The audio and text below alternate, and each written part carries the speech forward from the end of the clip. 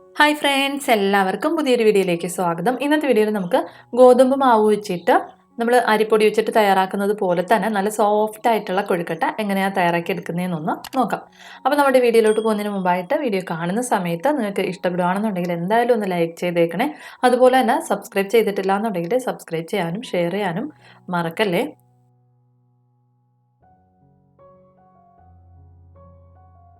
അപ്പോൾ നമ്മുടെ ഈ ഒരു കൊഴുക്കട്ട തയ്യാറാക്കാൻ വേണ്ടിയിട്ട് നമുക്ക് ആദ്യം അതിലേക്ക് വേണ്ടിയിട്ടുള്ള ഫില്ലിംഗ് ഒന്ന് റെഡിയാക്കി എടുക്കണം. അതിനായിട്ട് ഞാനൊരു പാത്രത്തിലേക്ക് 1/2 കപ്പ് അളവിൽ ശർക്കര ചേർത്ത് കൊടുത്തിട്ടുണ്ട്. ഇതിലേക്ക് ഒരു 1/4 കപ്പ് അളവിൽ വെള്ളം കൂടി ഒന്ന് ചേർത്തതിന് ശേഷം നന്നായിട്ടൊന്ന് ശർക്കര ഒന്ന് ഉരുക്കി എടുക്കാം. നമുക്കിത് പ്രത്യേകിച്ച് പരുവത്തിൻ്റെ ആവശ്യമൊന്നുമില്ല, ജസ്റ്റ് ഒന്ന് ഉരുകി വന്നാൽ മാത്രം മതിയാവും. ശർക്കര നല്ലതുപോലെ ഒന്ന് ഉരുകിക്കഴിഞ്ഞാൽ പിന്നെ നമുക്കിതിലേക്ക് ചേർത്ത് കൊടുക്കേണ്ടത് തേങ്ങയാണ്. അപ്പം ഞാൻ ഇതിലേക്ക് 1/2 കപ്പ് അളവിൽ തേങ്ങയാണ് ചേർത്ത് കൊടുക്കുന്നത്. തേങ്ങ ചേർത്തതിന് ശേഷം നമുക്ക് നന്നായിട്ടൊന്ന് മിക്സ് ചെയ്തെടുക്കാം. നമ്മൾ ചേർത്ത് കൊടുത്തിട്ടുള്ള തേങ്ങയും ശർക്കരയും ഒക്കെ നല്ലതുപോലെ ഒന്ന് ചേർന്ന് നന്നായിട്ടൊന്ന് ഡ്രൈ ആയി വരണം. അതുവരേക്കും നമുക്കിതൊന്ന് കുക്ക് ചെയ്ത് എടുക്കാം.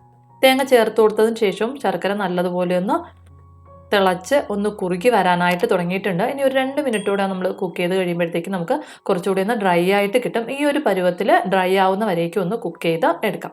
അതിനുശേഷം നമുക്കിത് തണുക്കാനായിട്ടൊന്ന് മാറ്റി വെക്കാം.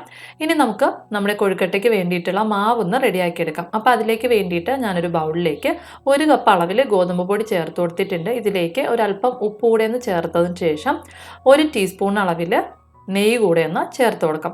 നെയ്യ് ചേർത്ത് കൊടുക്കുമ്പോഴത്തേക്കും നമ്മുടെ കൊഴുക്കട്ട കുറച്ചൊന്ന് സോഫ്റ്റ് ആയിട്ട് വരും. അതിലേക്ക് വേണ്ടിയിട്ടാണ് ഇതിലേക്ക് നെയ്യ് ചേർത്ത് കൊടുക്കുന്നത്. ഇനി നമുക്ക് ഈ നെയ്യും ഉപ്പും ഗോതമ്പ് പൊടിയും എല്ലാം കൂടെ നന്നായിട്ടൊന്ന് യോജിപ്പിച്ചൊന്ന് എടുക്കാം. അതിനുശേഷം നമുക്ക് കുറേശ്ശെയായിട്ട് വെള്ളം ചേർത്ത് ചപ്പാത്തി മാവിനൊക്കെ കുഴച്ചെടുക്കുന്ന ആ ഒരു പരുവത്തിലൊന്ന് കുഴച്ചെടുക്കാം. അപ്പോൾ ഞാനിതിലേക്ക് ചേർത്ത് കൊടുക്കുന്ന വെള്ളം ചെറിയ ചൂടുവെള്ളമാണ്. ചൂടുവെള്ളം വേണം നമ്മളിതിലേക്ക് ചേർത്തൊന്ന് കുഴച്ച് എടുക്കാനായിട്ട്. അതായത് നമുക്ക് കൈ വെച്ച് കുഴയ്ക്കാൻ പറ്റുന്ന ആ പരുവത്തിലുള്ള ചൂടിൽ വേണം വെള്ളം ഇതിലേക്ക് ചേർത്ത് കൊടുക്കാനായിട്ട്. ഇപ്പം ഞാൻ ചപ്പാത്തി മാവിനേക്കാളും ഒരല്പം കൂടെ ഒന്ന് ലൂസായിട്ടുള്ളൊരു പരുവത്തിലൊന്ന് കുഴച്ചെടുത്തിട്ടുണ്ട്. നമ്മൾ തൊട്ട് നോക്കി കഴിയുമ്പോഴത്തേക്കും ഇതുപോലെ ഒന്ന് സോഫ്റ്റ് ആയിട്ട് വരണം. ഈ ഒരു രീതിക്ക് വേണം ഒന്ന് കുഴച്ച് എടുക്കാനായിട്ട്. ഇനി നമുക്ക് ഇതൊന്ന് പരത്തി എടുക്കണം. അപ്പോൾ അതിലേക്ക് വേണ്ടിയിട്ട് കുറേശ്ശെ ആയിട്ടൊന്ന് മാവ് എടുത്തതിന് ശേഷം ഒന്ന് ഉരുളയാക്കി എടുക്കാം. ഉരുളയാക്കിയതിന് ശേഷം നമ്മൾ ചപ്പാത്തിക്കൊക്കെ പരത്തി എടുക്കുന്ന പോലെ തന്നെ ചപ്പാത്തി കല്ലിൽ വെച്ചിട്ടൊന്ന് പരത്തി എടുക്കണം. നമ്മൾ സാധാരണ ചപ്പാത്തി പരത്തുമ്പോഴത്തേക്കും ഗോതമ്പ് പൊടി വിതറിയിട്ടാണ് നമ്മൾ പരത്തി എടുക്കാറുള്ളത്.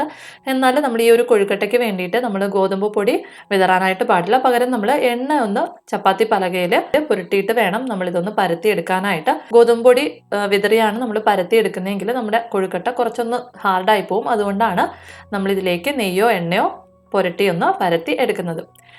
ഇനി നമ്മൾ സാധാരണ ചപ്പാത്തിയൊക്കെ പരത്തി എടുക്കുന്ന പോലെ തന്നെ നമുക്കൊന്ന് പരത്തിയെടുക്കാം. ഒരുപാട് തിന്നായിട്ടും അല്ല, അതുപോലെ തന്നെ ഒരുപാട് തിക്കായിട്ടും അല്ലാത്ത രീതിക്ക് ഒന്ന് പരത്തിയെടുക്കാം. നമ്മൾ ഓൾറെഡി എണ്ണ തടവി കൊടുത്തിട്ടുള്ളതുകൊണ്ട് തന്നെ നമുക്ക് ഈസി ആയിട്ട് പരത്തി എടുക്കാനായിട്ട് പറ്റും.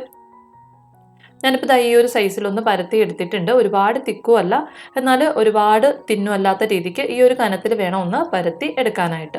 നമ്മൾ ഒരുപാട് തിന്നായിട്ട് പരത്തി എടുത്തു കഴിഞ്ഞാൽ നമ്മളിത് മടക്കി എടുക്കുമ്പോഴത്തേക്കും പൊട്ടിപ്പോകും. അതുകൊണ്ട് കുറച്ചൊന്ന് തിക്കായിട്ട് വേണം ഒന്ന് പരത്തി എടുക്കാനായിട്ട്.